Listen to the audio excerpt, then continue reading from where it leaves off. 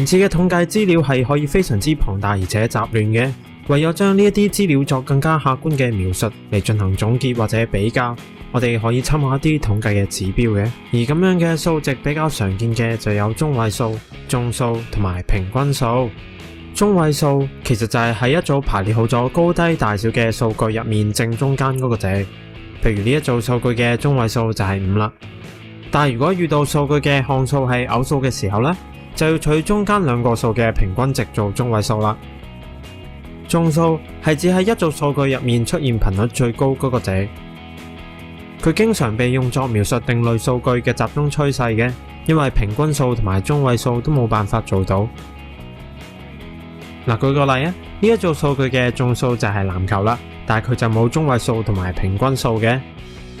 算術平均數一個非常之重要嘅統計指標，佢好簡單，但係你就算讀統計讀到上碩士咧，都會需要用到佢嘅。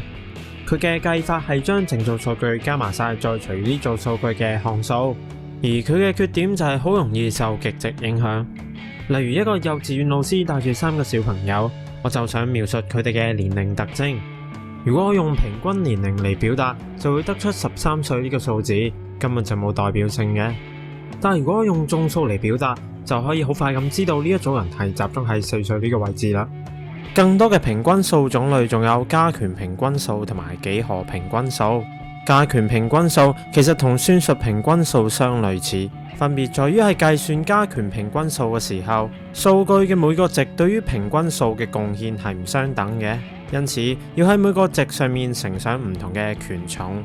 而幾何平均數呢，多數用於計算平均比率同埋平均速度嘅。佢嘅計算方法係將呢一組數據嘅所有數乘埋一齊，又取呢一組數據嘅項數嘅次方根。